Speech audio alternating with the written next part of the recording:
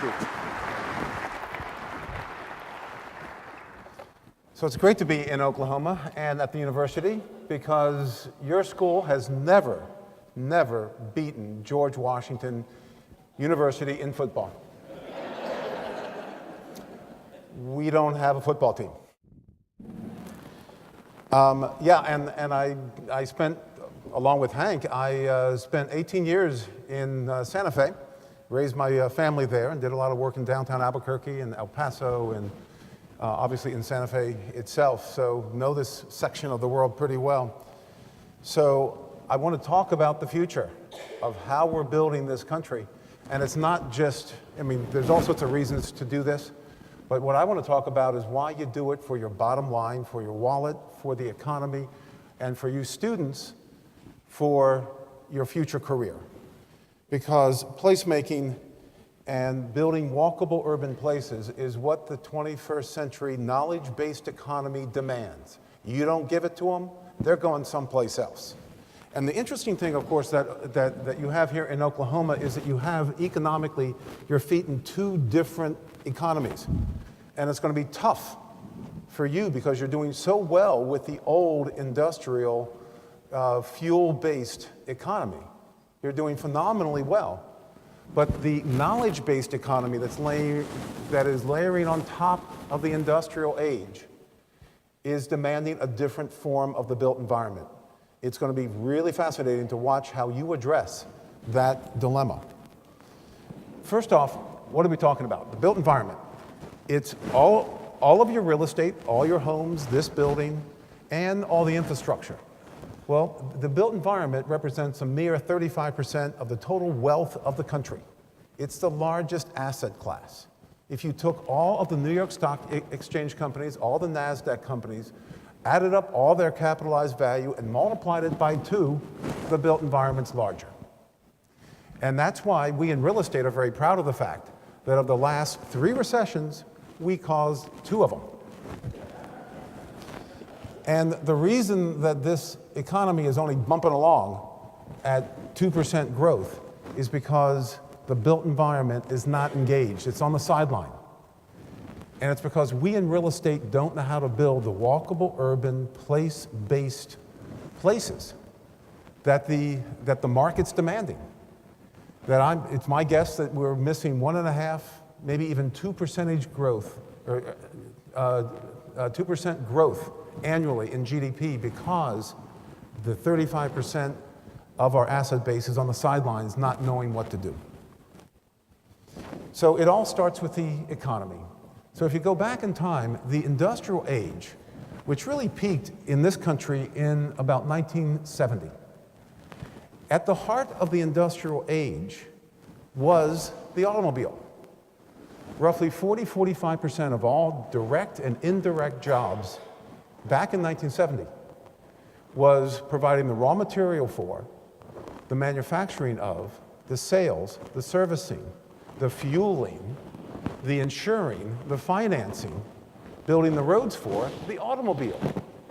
So as we were seeing the USA in our Chevrolet, we were making ourselves wealthier. So it only makes sense that we would build what became known as drivable suburban places. As we built drivable suburban places, we became wealthier. We were really building upon the industrial base. So there's only 2 ways of building the built environment in this country. One is, I just mentioned, drivable suburban, low density, everything's separated, different product types, different places, and you can only get around by cars and trucks. You do not have the option. You do not have the freedom of any other way to get around. You must, it's mandated, get around by cars and trucks. The other way is what's referred to as walkable urban. Higher density, much higher density, very compact, mixed use, and you get to these places by cars and trucks, by rail transit, by buses, by bicycling. Bicycles are very important, but once you get there, it's walkable. And so these are the only 2 ways we have to choose. And prior to the 1930s, 1940s, we in this country built primarily walkable urban places. After the Second World War, it became our domestic policy, mandated by the government and massively subsidized, that we could only build drivable suburban. Now, this is not a conspiracy. The market wanted it, and we in real estate responded by just building drivable suburban. Of course, the market's now changed. So, as I mentioned earlier, layering on top of the industrial era is the knowledge-based economy, different economic driver. And by the way, the industrial age didn't go away, obviously. Like the agricultural age before it, we are still, in this country, the #1 manufacturing nation on the planet. But we only do it with 9% of our workforce. And even as we're reshoring many of the manufacturing, and there was an article in the New York Times yesterday, because of the fracking that this state leads the country and the world in. There's a German manufacturer who's pulling out of Germany to go to Louisiana because the price of natural gas, thank you Devon, thank you Chesapeake, is 1/5 of what it is in Europe. So it's not as if manufacturing is going away, but it's only 9% of the workforce and falling. We're just unbelievably productive. So what's layering on top of it? The knowledge economy.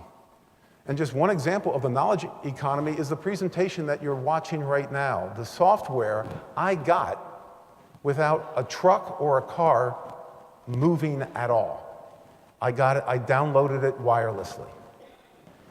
In the knowledge economy, it's a fundamentally different way of earning a living, and it wants a different way, and the creative class that drives the knowledge economy wants a different way to live. What they want is a choice. As I mentioned earlier, in this country, we have mandated from on high that you can only live in a single-family home and drive to get to work.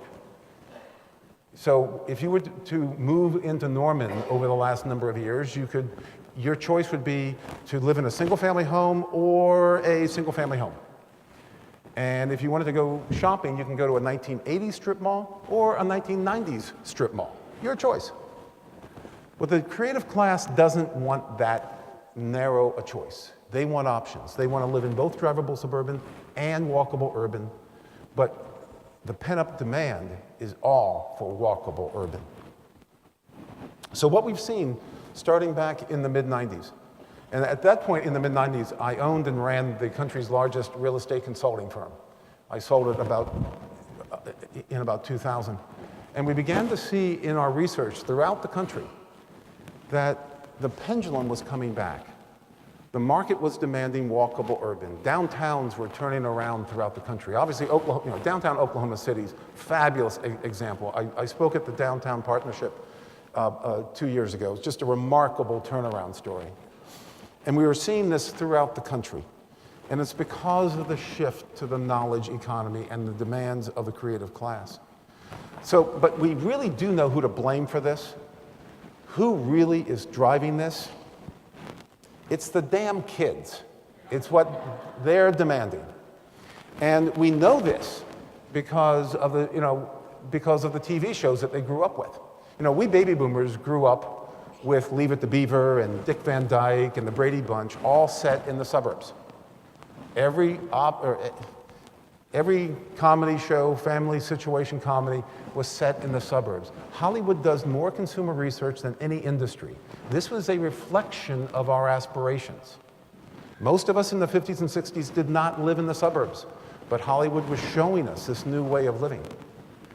Well, our kids, the kids that are here today, grew up on Seinfeld and Friends and Sex and the City and How I Met Your Mother, all set in walkable urban places. Most of them grew up in the suburbs, but the Hollywood research said, this is what they want, this is what we're going to give them. Now, the baby boomers are still part of this, but we're not driving it. As we become empty nesters, as we retire, we downsize. Many of us are tired of mowing 2 bloody acres of grass, and we're moving into walkable urban places. So when you add it all up, these 2 generations, the millennials and the baby boomers, over 50% of the entire population of the country, The two largest generations in the history of the country, when you look at them from a household point of view, they are really driving this from a purely demographic perspective. That in the 50s and 60s, 50% of all households had children living in them, 50% were singles and couples. Today, only 25% of all households have children living at home. 75% are singles and couples. Singles and couples are the target market for walkable urban. Now, it doesn't say that families aren't welcome. I live near Georgetown in DC, and there's a baby boom going on in Georgetown. And I know this because they have these narrow brick sidewalks. And these millennials, what they also do, when they have kids, they get these Cadillac strollers, two together. And they take the entire sidewalk. You got to go out into the street as you're walking down the street. But then looking at the next 20 years as far as household formation, the marginal increase in household formation over the next 20 years, only 14% of net new household growth is going to have children living in the household. 86% will be singles and couples. The market's telling us something. There's also, as I sort of alluded to earlier, just sheer boredom. We've not had a choice. People get angry when they don't have choices, when they're forced to live one way. And as I mentioned, the creative class, Richard Florida's work has really demonstrated this, that the creative class that's driving the knowledge economy, they're the ones that want it. And if you want the creative class to land in Norman, to land in Oklahoma City, you had better build this, because they're going to go someplace else. They have lots of options. And then finally, it's just sheerly the expense of maintaining a fleet of cars to participate in society. That the average household spends 19% of their household budget on transportation, almost all of it for cars. If you disaggregate the data, drivable suburban households spend 25%. It's the second highest cost category in their household budget. 25% on their fleet of cars to participate in society. And by the way, only 60% of us drive. The other 40% are too young, too old, too handicapped, too poor to drive. So they have to be driven or they're out of luck. They can't participate in our society. Walkable urban households only spend 9% of their household budget on transportation. That 16% delta is hundreds of billions of dollars per year. Most of that money goes to Detroit or goes to Saudi Arabia or other friends of ours such as Venezuela. Goes out of our local economies.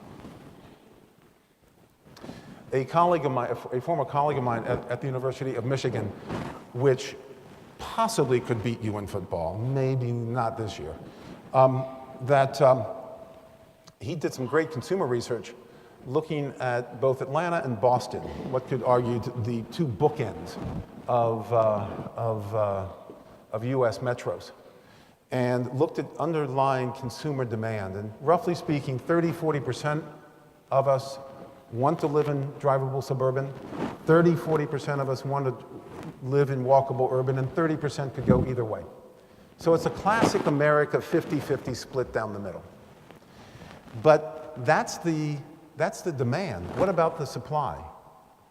That if you here in Oklahoma City or Norman have 5% of your housing stock is in walkable urban, I'd be surprised. So Adam Smith tells us in Economics 101, high demand, small supply, pent-up demand, house premiums. So what we're seeing throughout the country is price premiums on a price per square foot basis for walkable urban product, anywhere from 40 to 200% over comparable drivable suburban product. The market is screaming at us, build more of this stuff, because there's pent-up demand for it. And I've seen this throughout the country, a town that's somewhat comparable to Oklahoma City, Denver.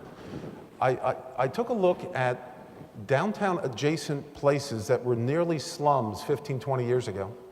And actually, in the case of Denver, this is a place called Highland, which is right next to downtown Denver. And 30 years ago, it was an absolute slum.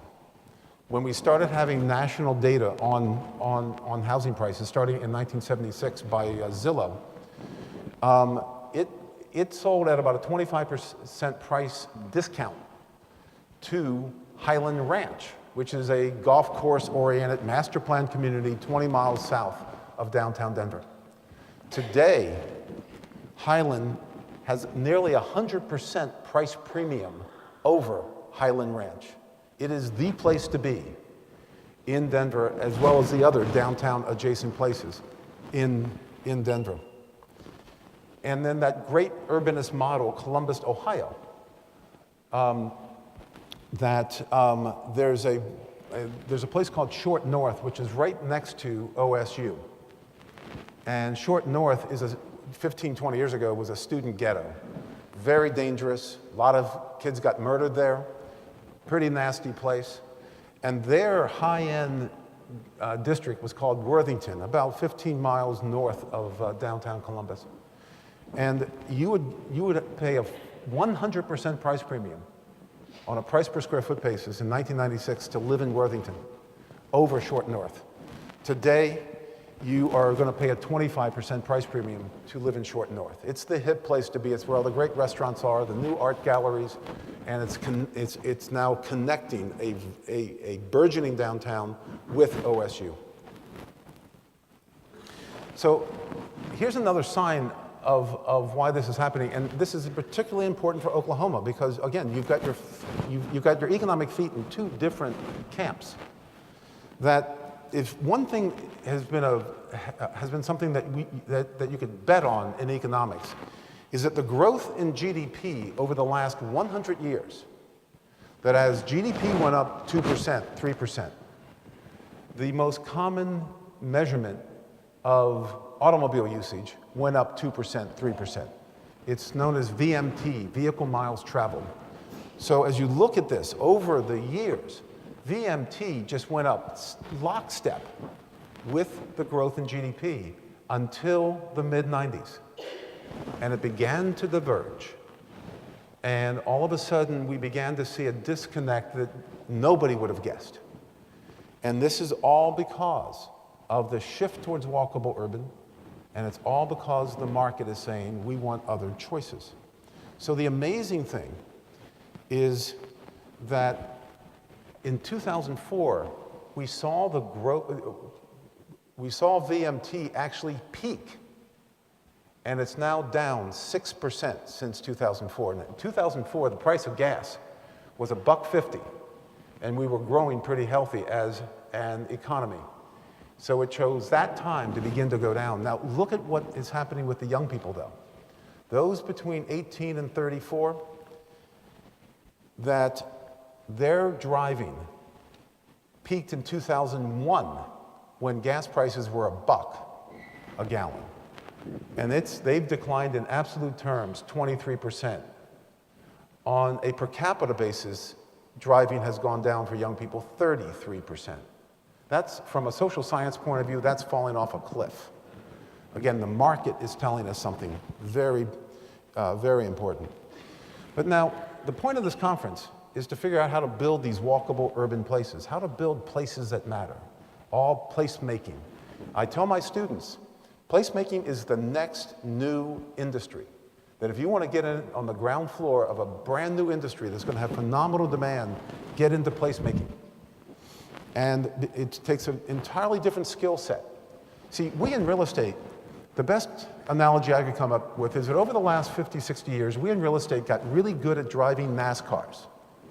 NASCARs, you may know, go straight or turn left. They're engineered only to turn left, which is somewhat ironic politically, and go about 150 miles per hour. We now have to learn how to fly fighter jets that go straight, turn right, turn left, go up 5 miles in seconds, or crash and burn going 600 miles an hour while you're being shot at. It's a fundamentally different skill set, much more complex, but the rewards can be phenomenal. Those kind of price premiums that I talked about is why you would bother learning how to fly a fighter jet. But these placemaking efforts are fundamentally different. One thing that we do know is that A, they have to all be within walking distance, and we've, for 6,000 years of building cities, we've only walked 1,500 to 3,000 feet. But as you add more assets, more product to these places, we find that the economic values, the safety, the excitement just gets better. It's a phenomenon known as more is better. You start an upward spiral of value creation as you build these walkable urban places. So as a developer, when I would build a movie theater in downtown Albuquerque surrounded by restaurants and office space, when my next door neighbor wanted to put in a rental apartment project or put in an office building, I didn't care. Great, do it. Because it's just going to put more people on the street. They're going to come to my restaurants. I get a percentage rent on top of the base rent. I make more money. It's part of that more is better. Now, the downside to that, there's no such thing as a free lunch, is that these walkable urban places have a massive affordable housing problem because we don't have enough, because it's the flip side of the pent-up demand. So we're seeing what's known as gentrification. Gentrification is either the most loved word in real estate or the most hated word in real estate. But we do have an affordable housing issue that we have to take a conscious approach to dealing with. And by the way, the major reason we have an affordable housing price or a problem with these walkable urban places, it's in the land price. All value in real estate puddles in the land. But as you know, in Oklahoma, we have no shortage of land. What we don't have enough of is walkable urban land, and that's the challenge of placemaking. So my research up in DC, but throughout the country as well, shows that these walkable urban places, particularly those that are regionally significant, that play a regional role in the economy, there are 6 types of them. First, of course, is downtown, and downtown Oklahoma City has been doing a fabulous job. The second, and my favorite, are downtown adjacent places. These are places that surround downtown. Think of downtown as an aircraft carrier, and then all the support ships are around that aircraft carrier. And so these are lower density, more character, different character. We have urban commercial. These are local serving places from 100 years ago. They all went downhill economically. They're now coming back, many of them, playing a regionally significant role. Now, these are the 3 that take place in the center city. The real takeaway here is that the growth in walkable urban places is going to be predominantly a suburban story. Our center cities are redeveloping quite nicely, but the suburbs are really where probably 50, maybe even 60% of all walkable urban places are going to be developed.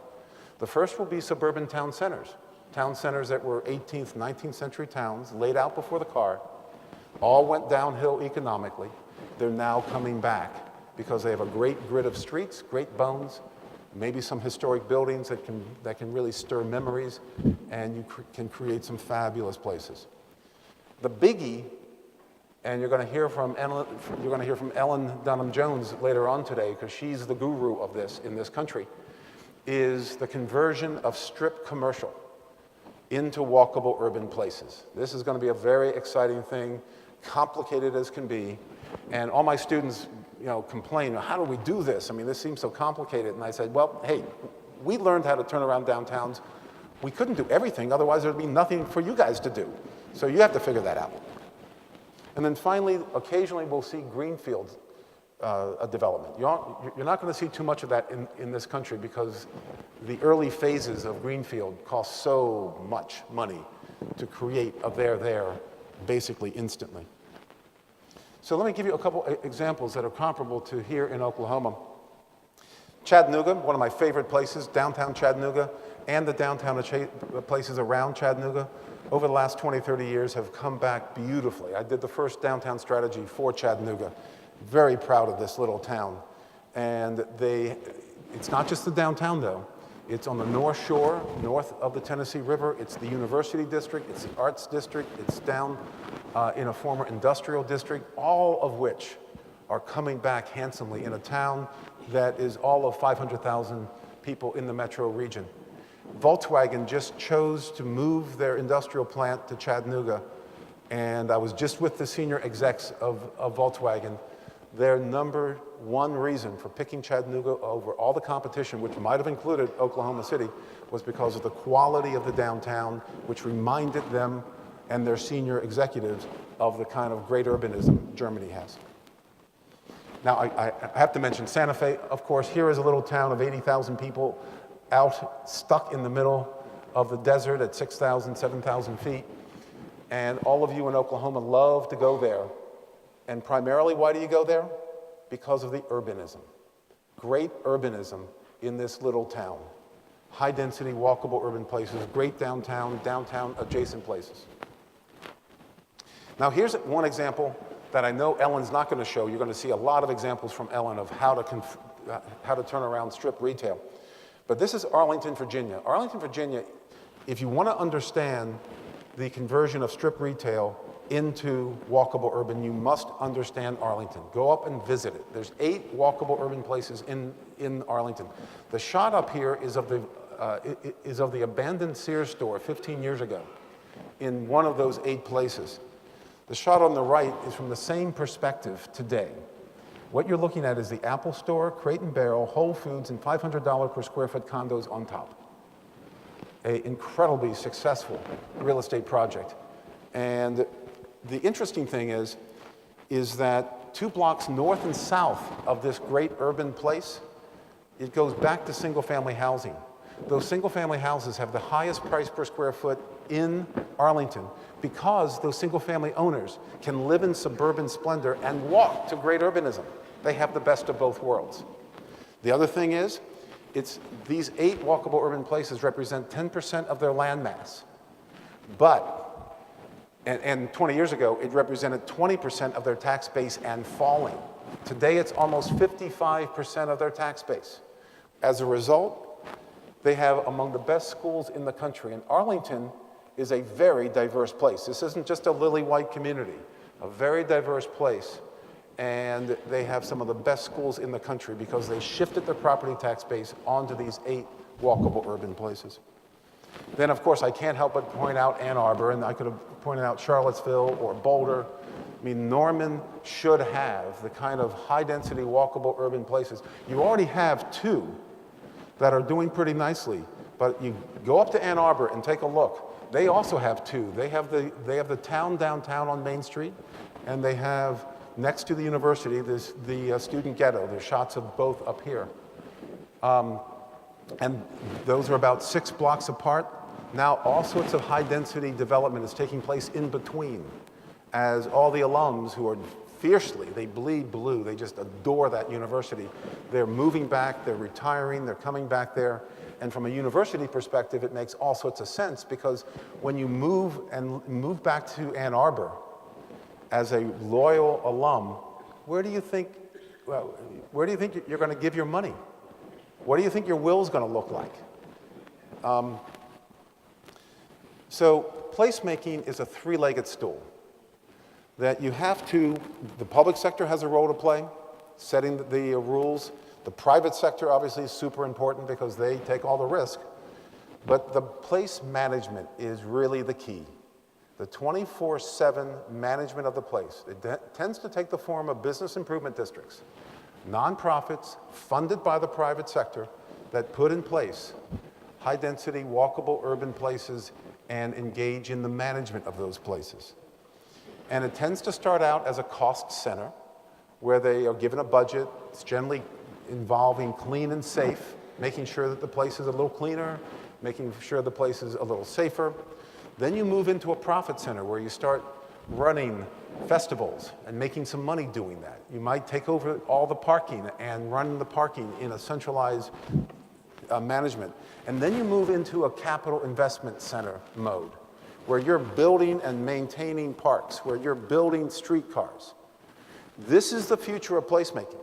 And the beauty of being a place manager is that you're basically a mayor of, on average, a 400-acre place. And you don't have to kiss babies. You can be around for a long time and really mold this place into a could only be in Norman kind of place. Now, here's an example, and I know nobody likes to listen to examples from New York, but this is the best placemaking example going from last to worst.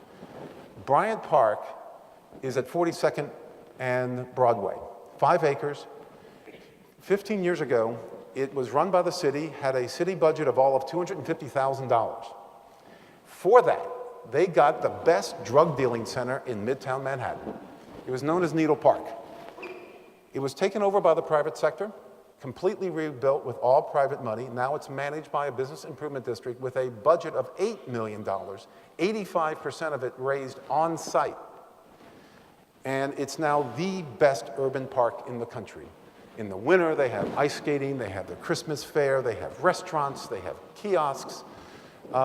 It is a stunning, stunning success story, and all done privately.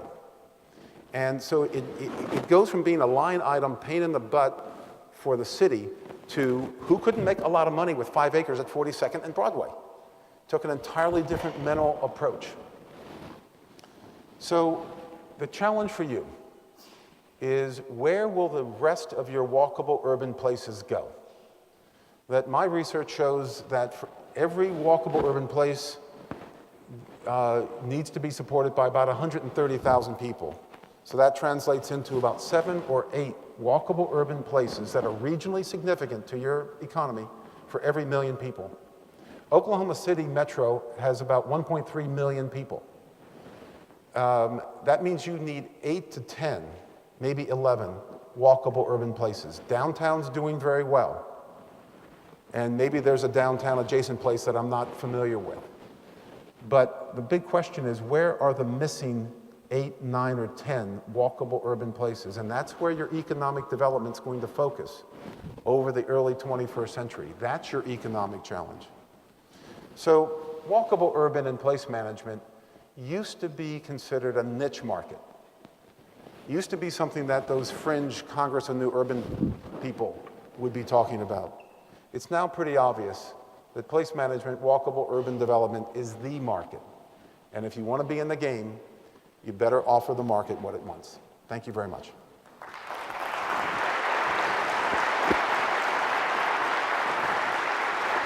Whoa.